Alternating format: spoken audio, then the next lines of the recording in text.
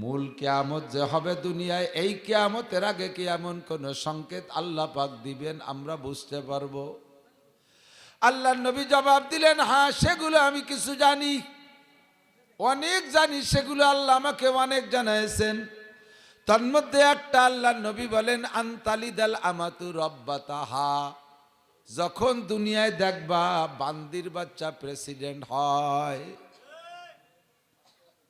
বান্দির বাচ্চা প্রেসিডেন্ট হয়। আনতালিদাল আমাতু রব্বাতাহা, আনতালিদাল আমাতু রব্বাতাহা, বান্দিতে তার মালিককে জন্ম দেবে। সংক্ষিপ্ত কথা, তর্জমা অনেক লম্বা, ব্যাখ্যা অনেক লম্বা। যখন দেখবা আনতালিদাল আমাতু রব্বাতাহা, বান্দির বাচ্চা বড় বড় পদ দখল করে। একদিকে চেয়ারম্যানিতে দাঁড়াইছে একজন হাই স্কুলের হেডমাস্টার অথবা কলেজের একজন যোগ্য professor, master, doctor, doctor, engineer, এরা দাঁড়াবে একদিকে, আর একদিকে দাঁড়াবে মদখোর, গাঁজাখোর, পাঙ্কু পাল্টি, লেখাপড়া কিচ্ছু জানে না, আকাম করে ৩-৪ বার জুতোর বাড়ি খাইছে। সুবহানাল্লাহ। নির্বাচনে মাস্টার সাহেব, ডাক্তার সাহেব, ইঞ্জিনিয়ার সাহেব ফেল করবে, ওই গাঁজাখোর, মদখোর, চোর, লুচ্চগুলো নির্বাচিত হইয়া যাবে। আনতালিদাল আমাতু রব্বাতাহা ওয়া আনতারাল হুফাতাল উরাতাল আলাতা রিয়া আশা। হুফাত মানে খালি পা, উরাত মানে বস্ত্রহীন, আলা মানে ক্ষুধার্ত, রিয়া আশা মানে ছাগলের রাখাল। 4টে দোষে দোষী বলে হুজুর বললেন। এত নিচু মানের মানুষ একসময় পায়ে দেওয়ার জন্য একটা জুতা স্যান্ডেল পায় নাই, পরনের জন্য পর্যাপ্ত কাপড় পাই নাই, জাকাতের কাপড় কালেকশন করে পড়ছে, শীতকালে একটা ল্যাপ কম্বল দামি কিনে বানায় ব্যবহার করতে পারে নাই, জাকাতের 80 টাকা দামের কম্বল যেগুলো ছাগলের জ্যাকেট, তাই গাইতে জিন্দেগি কাটাইছে। ক্ষুধার জ্বালায় টিকতে পারে না, বাড়ি বাড়ি 4টে পান্তা বাচ্চে খেয়ে বেড়াইছে, এমন গরিবের গরিব। রিয়া আশা, লেখাপড়া জানে না, ভালো কোনো যোগ্যতা না থাকার কারণে ভালো চাকরি বাকরি পায় না, বড় লোকদের বাড়ি ছাগলের রাখালি করে বেড়াইছে। বাংলাদেশে ছাগল না পাইয়া সৌদি আরব যাইয়া ছাগল রাখছে। আছে না ছাগলের রাখ, ছাগলের রাখালি করে বেড়াইছে। এই যোগ্যতার মানুষগুলো কি করবে শুনে নাও। ইয়াতাতাওয়ালুনা ফিল বুনিয়ান, বড় বড় বিল্ডিং বানাইয়া পাল্লা দেবে। এ জমিদারকে বাড়ি বিল্ডিং কয়তলা? কয় ব্রিটিশ পিরিয়ডের বিল্ডিং রয়েছে 3 তলা, আমরা দেব 5 তলা। কামাল সাহেবের বিল্ডিং কয়তলা? 10 তলা। আমি ছাগল রেখে টাকা নিয়ে এসছি, ছাগলের রাখালি করে এই টাকা দিয়ে বিল্ডিং দেবো 12 তলা। ওদের গাড়ি আছে কয়টা? 2টা, আমরা বানাবো 4টা। ওর কি গাড়ি? প্রিমিও, আমি কিনবো পাজারো। এমন করে দুনিয়ার সব কিছু পাল্লা চলবে। নামাজের পাল্লা থাকবে না, রোজার পাল্লা থাকবে না, কোরআন পড়ার পাল্লা থাকবে না, জিকির ফিকিরের পাল্লা থাকবে না, পর্দা পুশিদার পাল্লা থাকবে না, ইবাদত বন্দেগীর পাল্লা থাকবে না, তাহাজ্জুদের পাল্লা থাকবে না, ইশরাক আবিনের পাল্লা থাকবে না, তবলিগের সময় লাগানোর পাল্লা থাকবে না, ফরজ ওয়াজিব আদায়ের পাল্লা থাকবে না, কোনো ইবাদতের পাল্লা থাকবে না। পাল্লা প্রতিযোগিতা চলবে দুনিয়া নিয়া। ওর কয় মেয়ে কলেজে পড়ে? কয় ওর মেয়ে পড়ে ফরিদপুর কলেজে 2টা। আমার 2টে পড়বে বিশ্ববিদ্যালয় ঢাকা। ওর মেয়েরা কি পরে? কয় সাধারণ কাপড় পরে। আমার মেয়েরা পড়বে চলচ্চিত্রের নায়িকাকে কাপড়। ওর মেয়েরা বাংলাদেশি কাপড় পরে, আমার মেয়েরা বিদেশি ল্যাংটা পোশাক পরবে। এই বলে পাল্লা চলবে সকলের। যুবকের হাতে কি মোবাইল? কয় বাটন মোবাইল। আমি কিনবো টাচ মোবাইল। ওর কাছে কি মোবাইল? ওর কাছে সাধারণ অ্যান্ড্রয়েড সেট। আমি কিনবো কি কয়? আইফোন। সুবহানাল্লাহ। পাল্লা চলছে কি চলছে না? কথা কন। নবী পাক ভবিষ্যৎবাণী দিয়েছে এমন করে বহুত। একটা হাদিসের মধ্যে হুজুর বলেন, হে দুনিয়ার মুসলমান জেনে নাও, ইউসিকুল উমামু কিয়ামতের আলামত। আরো বলেন হুজুর, ইউসিকুল উমামু আন তাদা আলাইকুম কামা তাদাল আকিলাতু আলা কাসাতিহা। হ্যাঁ মুসলমান জেনে নাও, বেশি দেরি নাই, অল্প দিন পরেই তোমাদেরকে সারা দুনিয়ার কাফের অমুসলমানরা, মুশরিক বেঈমান কাফেররা তোমাদেরকে ঘেরাও করে ধরবে। এমনভাবে ধরবে যেমন নাকি খানা রান্না হয়ে গেলে দস্তারখানে দিয়া যারা রান্না করে বাড়িওয়ালা খানেওয়ালাদেরকে আহ্বান করে, তাড়াতাড়ি চলে আসো, খানা রান্না হয়ে গেছে। তবলিগি গেছেন তো দুই একজন তবলিগির মানুষ আছেন, তবলিগি গেলে রান্না হয়ে গেলে প্লেটে প্লেটে চার জনের খানা দেয়। তখন খানার খাদেম যারা থাকে তারা ডাক দেয়, রান্না হয়ে গেছে, খানা দেওয়া হয়ে গেছে, চলে আসেন। আর চতুর্দিক দিয়ে এসে খানার প্লেটে ঘিরে ধরে, মাঝখানে যে খাবার দেওয়া ছিল সব খাইয়ে সাবাল করে চারজনে। এমন একটা দিন আসবে কিয়ামতের আগে যে সময় সারা দুনিয়ার কাফেররা ঐক্য হইয়া, সারা দুনিয়ার কাফেররা ঐক্য হইয়া তারা ডাক দেবে, হে অমুককে কোথায় আছিস? হিন্দু আয়, বৌদ্ধ আয়, এহুদি আয়, নাসারা আয়, খ্রিস্টান আয়, কাফের আয়, মুশরিক আয়, মুরতাদ আয়, এ জাপানিরা আয়, ইন্ডিয়ানরা আয়, ফ্রান্স, ইটালি, অস্ট্রেলিয়ানরা চলে আয়। পাইছি গাজার মুসলমান, পাইছি ফিলিস্তিনের মুসলমান, অবরুদ্ধ করে বেলাইছি, তাড়াতাড়ি আয়, তাড়াতাড়ি মারতে হবে। এমন করে চতুর্দিকে ডাক দেবে। সাহাবায়ে কেরাম জিজ্ঞেস করলেন, ইয়া রাসূলুল্লাহ আলী কিল্লাতিন নাহনু ইয়াউমাইযিন, সেই দিনকে আমরা জনসংখ্যা কম হব আর কাফেররা কি বেশি হবে, এজন্য আমাদেরকে অ্যাটাক করবে, ঘিরে ধরবে। হুজুর আমার জবাব দিলেন, লা বালান্তুম কাসির, না রে আমার সাহাবায়ে কেরাম, সেদিন তোমরা যুদ্ধে জয় হওয়ার সংখ্যার চাইতে অনেক সংখ্যা বেশি থাকবা। সকলে আন্তরিকভাবে শুকর আদায় করব যে আল্লাহ পাক রব্বুল আলামিন সারা দুনিয়া জুড়ে এই ফিতনার মধ্যেও আমাদেরকে ঈমান আকীদার প্রশিক্ষণ দেওয়ার উদ্দেশ্যে এই পূর্ব গঙ্গাবর্দী হাফেজিয়া মাদ্রাসা প্রাঙ্গণে জড়ো হওয়ার তৌফিক দান করেছেন। সকলে পড়ি আলহামদুলিল্লাহ। সারা দুনিয়া জুড়ে মানুষ পাগলের মতো উন্মাদ হয়ে দৌড়াচ্ছে কে কার আগে জাহান্নামে যাইতে পারে।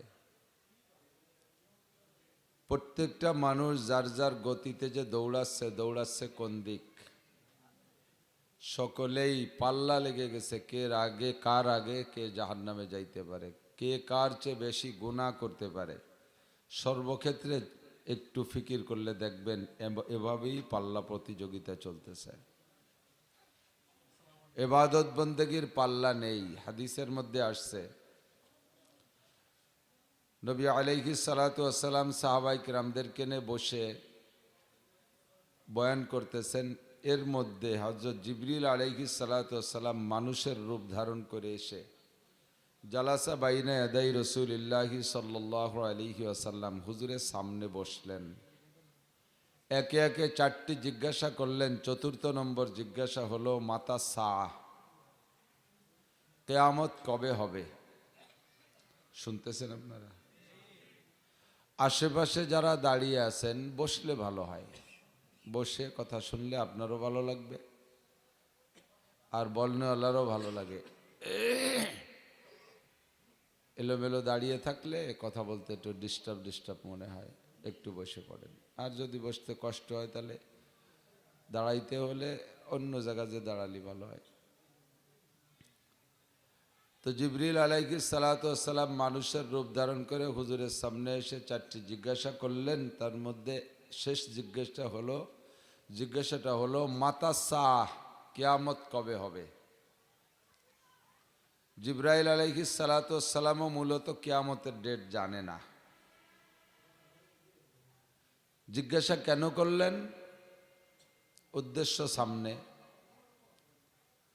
জিবরিল বললেন, হুজুর আমি তো সব নবী রসুলের কাছেই দুনিয়া ধ্বংসের বার্তা দিয়েছি, খবর পৌঁছাইছি যে দুনিয়া এভাবে থাকবে না, একদিন শেষ হয়ে যাবে।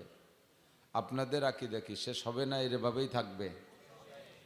শেষ হবে না। আমরা ইমানে মুফাসসালের মধ্যে সে কথাটাই স্বীকার করেছি, ওয়াল ইয়াউমিল আখির, দুনিয়ার দিনের শেষ দিনের উপরে আমরা বিশ্বাস রাখি। ওয়াল বাসি বাদাল মউত, আর মরার পরে আবার উঠতে হবে, হবে কি না? বিশ্বাস হয়? অমুসলমান হিন্দু ভাইদের আকীদা হলো পরজীবন।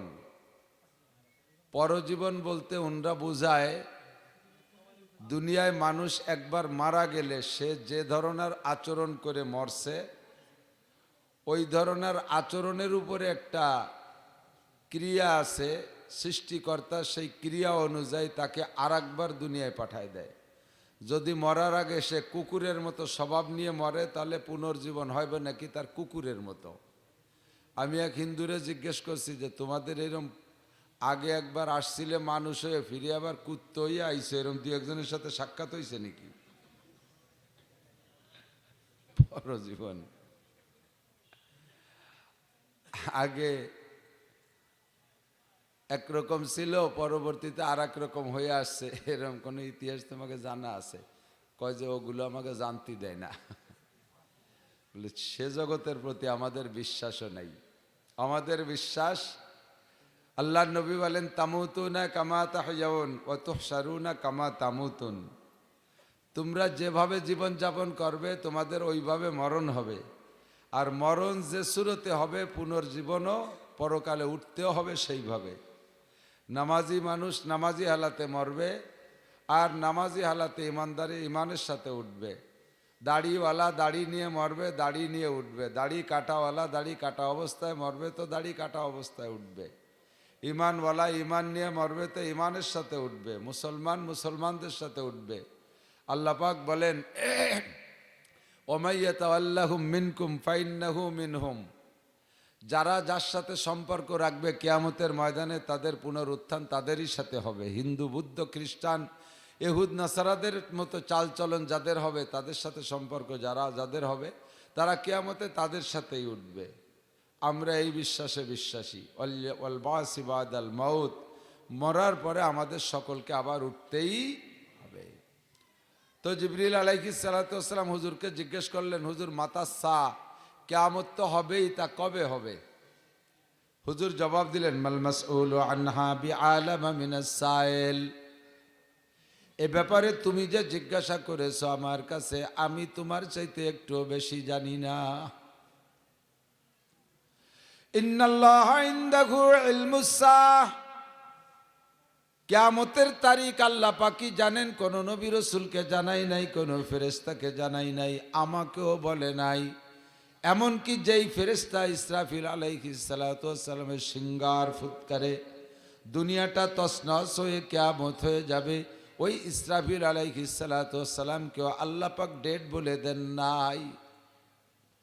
2030 সাল, 40 সাল, 50 সাল, কোন সালে কিয়ামত হবে তা ইসরাফিলও জানে না, আমিও জানি না।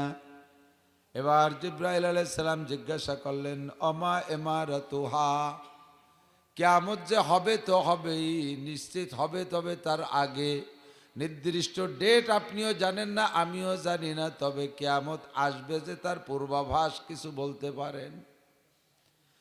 বৃষ্টি হবে তার পূর্বাভাস। সিডার, সুনামি, নার্গিস, আইলা, আমপান, বুলবুল, ফানি, কত ঝড় বাংলাদেশে আক্রমণ করেছে। এগুলো আসার আগে একটা সিগন্যাল আবহাওয়াবিদরা দেয় না? একটু সিগন্যাল দেয় আগে, 1 নম্বর, 2 নম্বর, 5 নম্বর, 10 নম্বর সংকেত দেয়। মূল কিয়ামত যে হবে দুনিয়ায়, এই কিয়ামতের আগে কি এমন কোন সংকেত আল্লাহ পাক দিবেন আমরা বুঝতে পারবো? আল্লাহ নবী জবাব দিলেন হ্যাঁ, সেগুলো আমি কিছু জানি, অনেক জানি, সেগুলো আল্লাহ আমাকে অনেক জানাইছেন। তন্মধ্যে একটা আল্লাহ নবী বলেন আনতালিদাল আমাতু রব্বাতাহা, যখন দুনিয়ায় দেখবা বান্দির বাচ্চা প্রেসিডেন্ট হয়, বান্দির বাচ্চা প্রেসিডেন্ট হয়। আনতালিদাল আমাতু রব্বাতাহা, আনতালিদাল আমাতু রব্বাতাহা, বান্দিতে তার মালিককে জন্ম দেবে। সংক্ষিপ্ত কথা, তর্জমা অনেক লম্বা, ব্যাখ্যা অনেক লম্বা।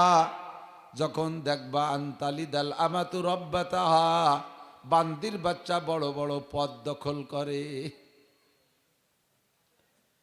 একদিকে চেয়ারম্যানিতে দাঁড়াইছে একজন হাই স্কুলের হেডমাস্টার অথবা কলেজের একজন যোগ্য professor, master, doctor, doctor, engineer, এরা দাঁড়াবে একদিকে, আর একদিকে দাঁড়াবে মদখোর, গাঁজাখোর, পাঙ্কু পাল্টি। লেখাপড়া কিচ্ছু জানে না, আকাম করে 3-4 বার জুতোর বাড়ি খাইছে। সুবহানাল্লাহ। নির্বাচনে মাস্টার সাহেব, ডাক্তার সাহেব, ইঞ্জিনিয়ার সাহেব ফেল করবে, ওই গাঁজাখোর মদখোর চোর লুচ্চগুলো নির্বাচিত হইয়া যাবে। আনতালিদাল আমাতু রাব্বাতাহা ওয়া আনতারাল হুফাতাল উরাতাল আলাতা রিয়া আশা। হুফাত মানে খালি পা, উরাত মানে বস্ত্রহীন, আলা মানে ক্ষুধার্ত, রিয়া আশা মানে ছাগলের রাখাল। 4টে দোষে দোষী বলে হুজুর বললেন।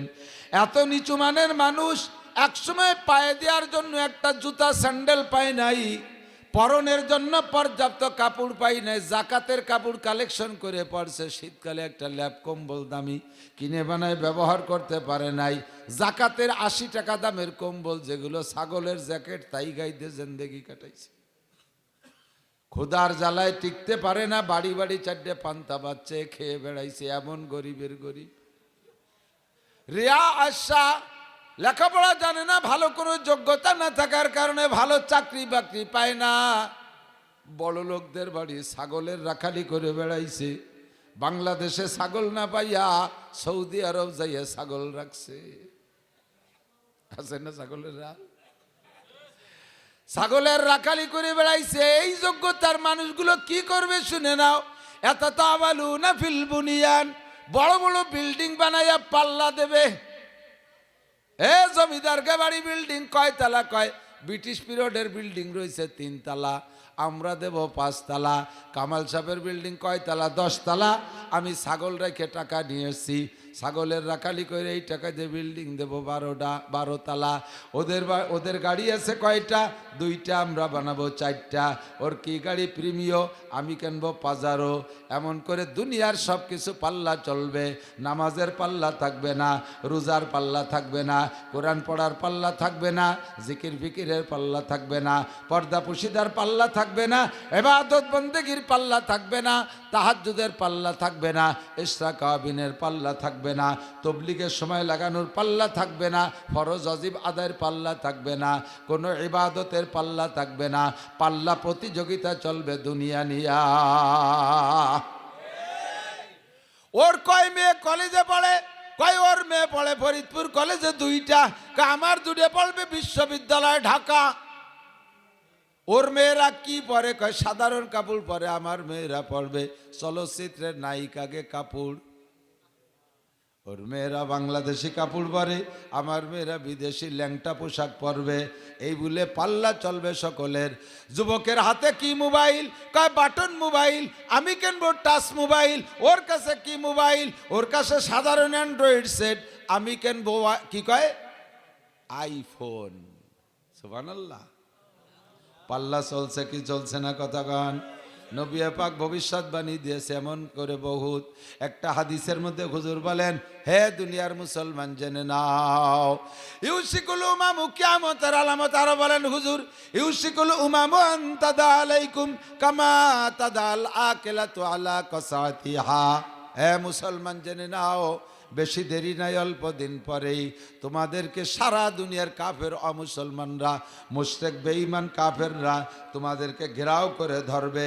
এমনভাবে ধরবে যেমন নাকি খানা রান্না হয়ে গেলে দস্তারখানে দিয়া যারা রান্না করে বাড়িওয়ালা খানেওয়ালাদেরকে আহ্বান করে, তাড়াতাড়ি চলে আসো, খানা রান্না হয়ে গেছে। তবলিগি গেছেন তো 2-1 তবলিগির মানুষ আছেন, তবলিগি গেলে রান্না হয়ে গেলে প্লেটে প্লেটে 4 জনের খানা দেয়। তখন খানার খাদেম যারা থাকে তারা ডাক দেয়, রান্না হয়ে গেছে, খানা দেওয়া হয়ে গেছে, চলে আসেন। আর চতুর্দিক দিয়ে এসে খানার প্লেটে ঘিরে ধরে, মাঝখানে যে খাবার দেওয়া ছিল সব খাইয়ে সাবার করে 4 জনে। এমন একটা দিন আসবে কিয়ামতের আগে যে সময় সারা দুনিয়ার কাফেররা ঐক্য হইয়া, সারা দুনিয়ার কাফেররা ঐক্য হইয়া তারা ডাক দেবে, হে অমুককে কোথায় আছিস? হিন্দু আয়, বৌদ্ধ আয়, ইহুদি আয়, নাসারা আয়, খ্রিস্টান আয়, কাফের আয়, মুশরিক আয়, মুরতাদ আয়, এ জাপানিরা আয়, ইন্ডিয়ানরা আয়, ফ্রান্স, ইটালি, অস্ট্রেলিয়ানরা চলে আয়। পাইছি গাজার মুসলমান, পাইছি ফিলিস্তিনের মুসলমান, অবরুদ্ধ করে বেলাইছি, তাড়াতাড়ি আয়, তাড়াতাড়ি মারতে হবে। এমন করে চতুর্দিকে ডাক দেবে। সাহাবাইকে কিরাম জিজ্ঞেস করলেন, ইয়া রাসূলুল্লাহ আলী কিল্লাতিন নাহনু ইয়াউমাইযিন, সেই দিন কি আমরা জনসংখ্যা কম হব আর কাফেররা কি বেশি হবে, এজন্য আমাদেরকে অ্যাটাক করবে, ঘিরে ধরবে? হুজুর আমার জবাব দিলেন, লা বাল আনতুম কাসীর, না রে আমার সাহাবায়ে কিরাম, সেদিন তোমরা যুদ্ধে জয় হওয়ার সংখ্যার চাইতে অনেক সংখ্যা বেশি থাকবা, তোমরা কম হবে না, অনেক বেশি হবা। কারণ যুদ্ধে বিজয়ীর সংখ্যা আল্লাহ পাক ঘোষণা দিয়েছেন, ইয়াকুম মিনকুম ইশরুনা সাবিরুনা ইয়াগলিবু মিয়াতাইন। আয় আমার দিক থেকে যুবক, নড়াচড়া করিস না। আল্লাহ পাক নিজেই বলেন, ইয়াকুম মিনকুম ইশরুনা সাবিরুনা ইয়াগলিবু মিয়াতাইন, তোমরা যদি 20 জন মুসলমান ঈমানি বলে বলিয়ান হয়ে দাঁড়িয়ে থাকতে পারো। কোন বলে? জোরে বলেন, কোন বলে? ইমানই বলে। ইমান লাগবে, কামান অ্যাটম বম লাগবে তা আল্লাহ বলে নাই। হাজার হাজার কামানের চাইতে মোমেনের ইমানের শক্তি বেশি। কতক্ষণ? নারায়ে তাকবীরের ধ্বনির ভিতরে আসমান থেকে রহমত আসে, আল্লাহু আকবার আওয়াজের মধ্যে আসমান থেকে বোমা পাঠাইয়া দেয় আল্লাহ।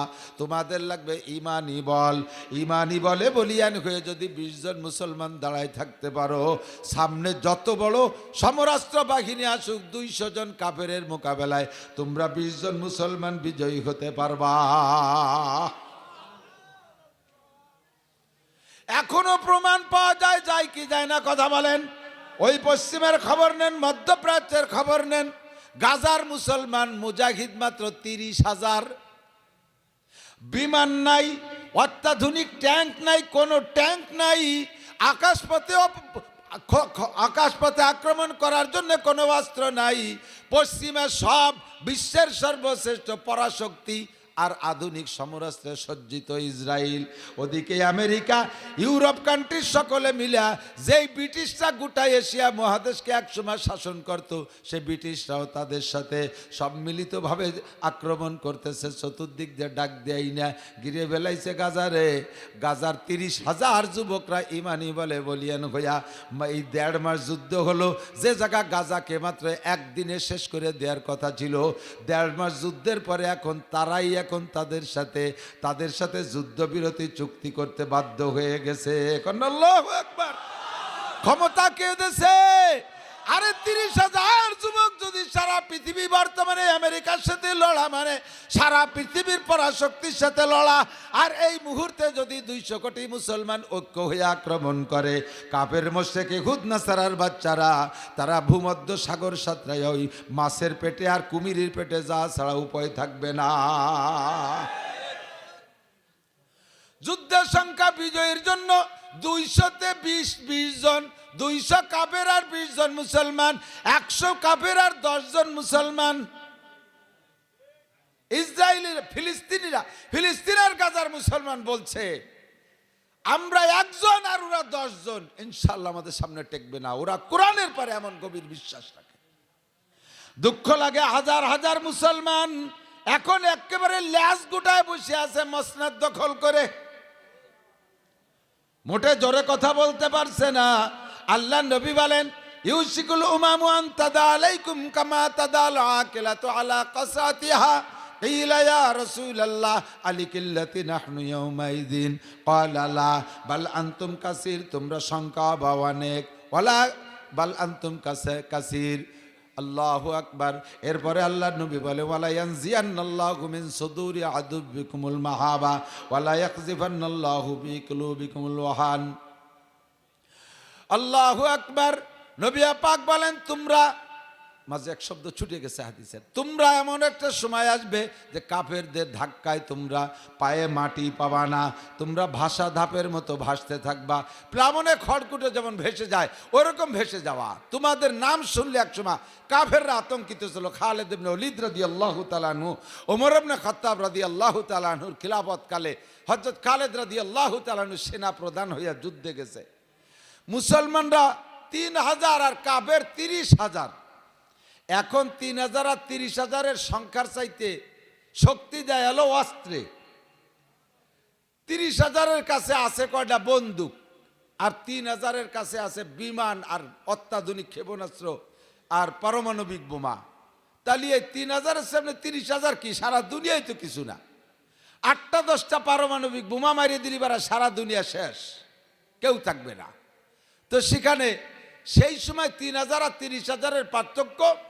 হাতে যুদ্ধ করা লাগতো, তরবারি দিয়ে গাছ জোরে মারামারি করা লাগতো।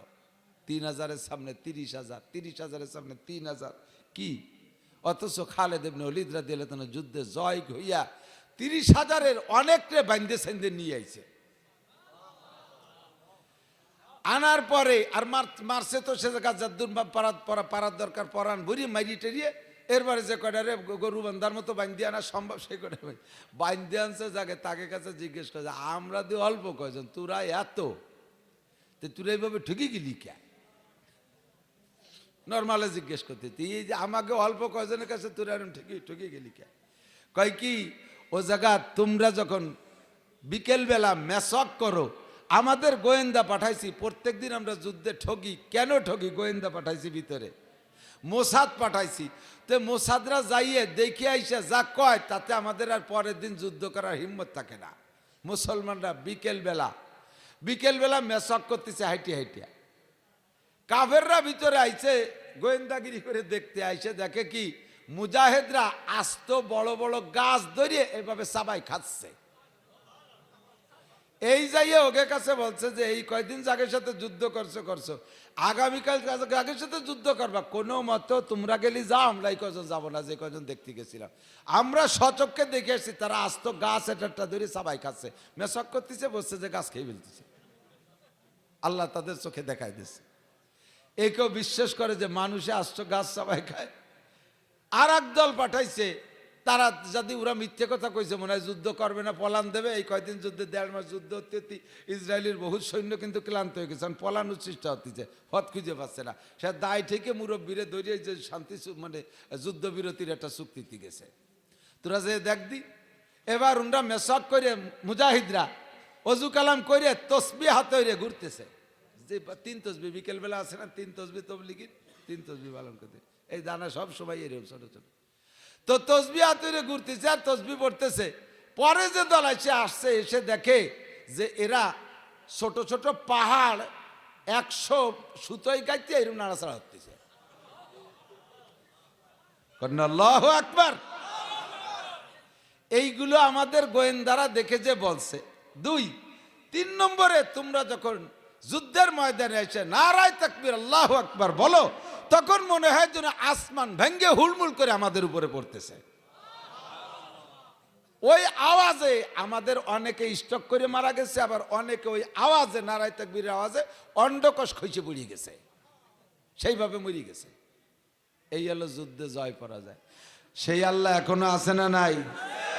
মুমিনের ঈমান যদি সেরকম থাকে তাহলে এখনো যুদ্ধে জয় হতে জন্য অনেক অস্ত্র লাগবে, ঠিক কিনা?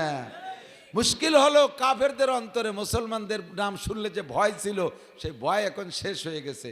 এখন মুসলমান আর কাফেরে কোয়ালিশন করে নিয়েছে। এদিক থেকে আগে ছোটবেলায় দেখতাম শিয়ালে আর কুত্তর মধ্যে কি কোনোদিন ভালোবাসা ছিল নাকি? 2 দলই 2 দল না? আল্লাহু আকবার। আল্লাহ। শিয়ালে মোরগ একটা গাছে উঠিয়ে দেশে বাঘ শুনিয়ে শিয়ালে চলে আইছে মোরগের আওয়াজ। এখন শিয়ালে গাছে উঠতে পারে না, বন বিলাইতে পারে। তো শিয়ালে গাছে উঠতে পারে না, মোরগরে তো নামাই খাতি হবে। তার নিচেতে বলতেছে, মুয়াজ্জিন সাহেব আজান দিলেন, নামাজ পড়বেন না? আসেন জামাতে নামাজ পড়ি। মুয়াজ্জিন আজান দিছে, নামাইয়ে একসাথে জামাতে নামাজ পড়ে। আর মোরগ তো বুঝিয়ে ফেলাইছে আমি নামাজ পড়তে গেলি বেড়ে তো ওর সাথে, ওকে আমার থবে নাকি? তখন নামাজ পড়বো তো ইমামতি করবে কেডা? কয় যে ইমাম সাহেবরে ডাক দেন, উপরের থেকে করছে। কয় ইমাম সাহেবকে? কয় যে গুয়ালির মধ্যে শোয়া, উকি মারি দে যে কুত্তু একটা শোয়া দে। এই ল্যাস গোটা মিসালের জায়গায় রাখবেন, অন্য তর্জমায় নেবেন না। তাদের গল্প কুত্তটারে ডাক দেন, ইমাম সাহেবরে ডাক দেন, নামাজ পড়াবে। শিয়ালে উকি মেরে দে যে কুত্তো, ল্যাজ নিচে ওরে দে দৌড়। কতক্ষণ? মুসলমানের নাম শুনলে কাফের মুশরিক এভাবে ল্যাজ গোটায় দৌড়াইতো মুসলমানের নাম শুনলে। আর সেই শিয়ালে আর কুত্তর ভিতরে কত দূরত্ব! শিয়ালের নাম শুনলি কুত্তো পালায়, কুত্তর নাম শুনলি শিয়ালে পালায়। এক জাতি আর এক জাতির সাথে বনিবনা ছিল না। এখন আগে একদিন আমি তো রাতের বেলা চলি, দেই যে এক জায়গা রাস্তার পাশে মরা গরু দুই রকম আওয়াজ শোনা যায়, শিয়ালের ক্যাক ক্যাক আওয়াজ আর কুত্তর মোটা মোটা আওয়াজ। এগোই যে দেই যে দুই দলে মিলেমিশে খাচ্ছে, কলিশন করে ফেলাইছে। শিয়াল কুত্ত হয়তো একটা কলিশন করে ফেলাইছে, দেখতো ওকেও যেরকম দেওয়া যায় আমাকেও ওইরকম দেওয়া যায়, সুরত চেহারাতে একই রকম। হয়তো তোরা হয়তো বাড়ি থাইস মালিকের কাছে, আমরা একটু আগান বাগানে থাই, খালি খালি এই মানুষের পক্ষ নিয়ে তোরা আমাকে সাথে গ্যাঞ্জাম ক্যান করবি। মিলেমিশে খাই, মরা গরু নষ্ট হয়ে যাবে না, মিলেমিশে। আর হুবহু সেই মিলামেশা করে ফেলাইছে সৌদি আরব, মধ্যপ্রাচ্য আলারা, আমেরিকার এহুদ নাসারাদের সাথে তারা কলিশন করে তেল ভাগাভাগি করে খাচ্ছে। তারাও ভাবে কলিশন হয়ে গেছে তাদের, তারা গোপনে ষড়যন্ত্র করে মুসলমান মারে। একটুও মধ্যপ্রাচ্যের মুসলমানের জ্বালা ঠেকতেছে না, গায়ে মোটে জ্বালাই উঠতেছে না, রাগ চাচ্ছে না মোটে, হুমকি দুমকি মারতেছে, আসলে ফিল্ডই যায় না। আর সে শয়তানটা প্রথম দিন শোনার সাথে সাথে অস্ত্র নিয়ে চলে আসছে জাহাজ ভরিয়ে, ঠিক না? আল্লাহ তাআলা মুসলমানকে বুঝ দিক, বলেন আমিন। সাহাবাই কিরাম জিজ্ঞেস করলেন, হুজুর সমস্যা কি? কয় হুজুর বললেন এখানে একটা হলো মুসলমানদের নাম শুনলে যে কাফেরের অন্তরে ভয় ছিল এটা থাকবে না। আলা ওয়ালা ইয়াকযিবানাল্লাহু ফি কুলুবিকুম ওয়াহান, সে সময় মুসলমানদের অন্তরের ভিতরে আল্লাহ তাআলা ওয়াহান ঢেলে দেবে। সাহাবাই কিরাম বললেন ওমাল ওয়াহান ইয়া রাসূলুল্লাহ, হুজুর ওয়াহান কি জিনিস? হুজুর বলেন হুব্বুদ দুনিয়া ওয়া কারাহিয়াতুল মউত। ওয়াহান হলো দুইটা জিনিসের নাম, একটা হলো দুনিয়ার মহব্বত আর একটা হলো মরণের ভয়। সৌদি আরবের রাজা দুনিয়ার মহব্বত, পদের মহব্বত, পদের মহব্বত। হে মুসলমান, আরব আমিরাতের সব আরব দেশের সমস্ত রাজারা